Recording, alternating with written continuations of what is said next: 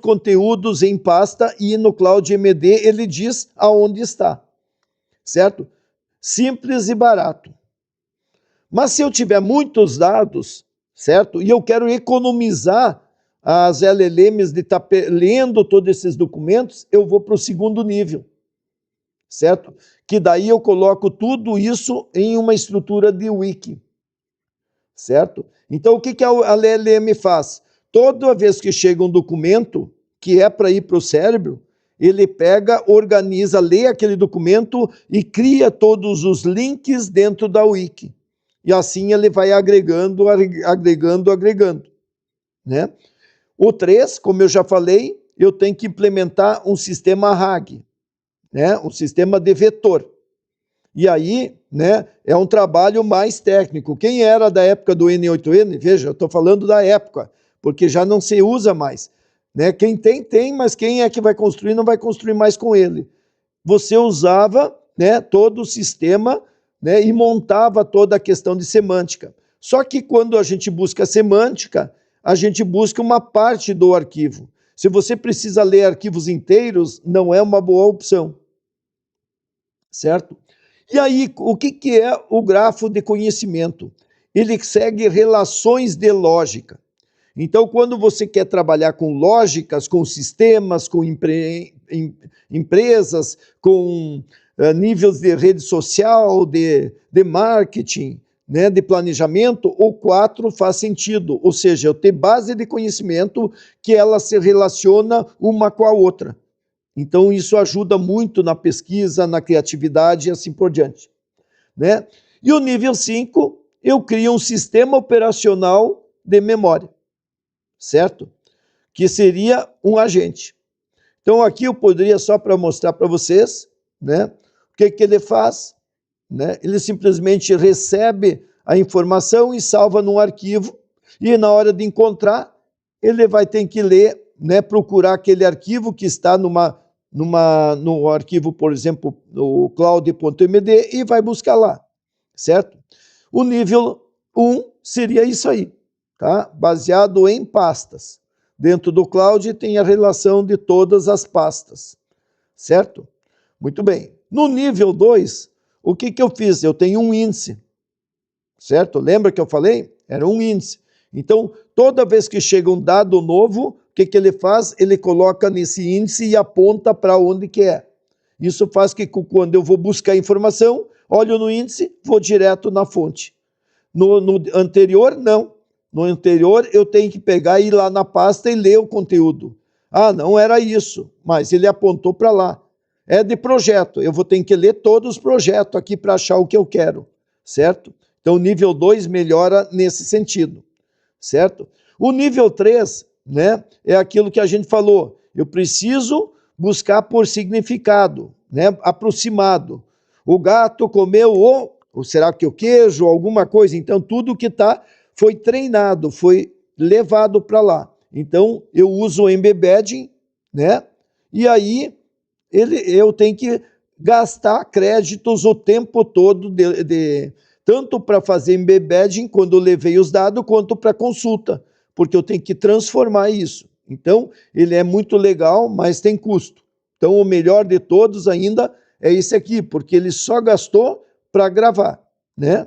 Depois a informação praticamente está disponível. E o grafo de conhecimento? Bom, a ideia do grafo de conhecimento é, você tem seções diferentes. Então, eu tenho seções de empresa, eu tenho seções de pessoas, eu tenho seções de cliente, e aí eu tenho relações entre eles. Então, eu crio níveis de conhecimento sobre ele. Então, ele, além de ter a informação, ele tem a relação que essa informação tem entre um e o outro, certo? E o nível 5, certo? O que eu tenho? Eu tenho um sistema de agente que fica controlando tudo isso e ele sincroniza tudo sozinho. Então, hoje a gente começa a colocar isso, né, dentro dos Jarvis, e eu só digo o que deve ou não deve entrar dentro do sistema, né? Porque ele atualiza automaticamente todos os dados que ele vai aprendendo, que vai recebendo, certo? E eu poderia usar qualquer um daqueles 5 né, 4 níveis anteriores para trabalhar nesse sistema independente, certo? Então, você pode escolher um, né? Ou pode usar 2, né? Nem sempre vai ser esse último o melhor que tu vai fazer, certo? Porque tem que estar lá rodando. Como é que eu uso isso? Eu tenho o seguinte, eu tenho um cérebro que é um banco de dados gravado local com tudo que eu faço com o Cloud Code ou com o Codex. Então, ou seja, tudo que eu estou fazendo de projeto está aqui. Então, é o cérebro operacional do projeto. Se eu pedir qualquer coisa de projeto, ele sabe, né? Tá? Ele sabe toda a questão do projeto aí. Agora, o segundo cérebro é o que eu penso, o que eu memorizo, o que as minhas reflexões. E esse cérebro não tem nada a ver com projeto. Esse cérebro é eu, né, com uma memória estendida. Então faz com que ele me conhece. O segundo cérebro, número 2, ele me conhece profundamente, né? E eu posso discutir com ele, por quê? Porque ele sabe dos meus valores, né? E se eu chegar e dizer, olha, tem muita gente que não quer ler, né? As pessoas queriam ter um manual, isso a isso, que tivesse um vídeo que explicasse tudo.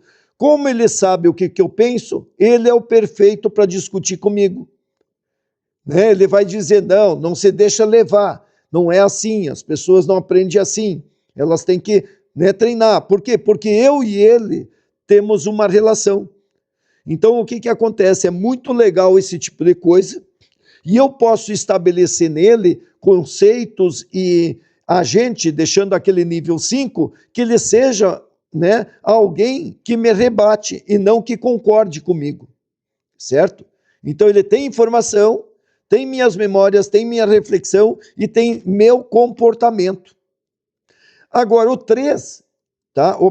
O 3 é apenas um cérebro de conhecimento, ou seja, todos os e-mails que chegaram, todas as pesquisas que, né, digamos que ele possa fazer nas redes sociais, né, de notícias, tudo está aqui dentro dele.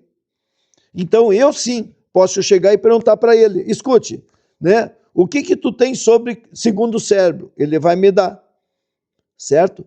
Então, ele vai me dar, só que ele não tem, né, um raciocínio, ou melhor, o pensamento meu. Então, eu dividi em 3 cérebros separados, certo? Então, ele é mais uma biblioteca, esse aqui, né, uma memória pessoal, né, e esse aqui é uma base de dados dos meus projetos. Então, que nem hoje eu cheguei e estava desenvolvendo, né, uma coisa nova, que eu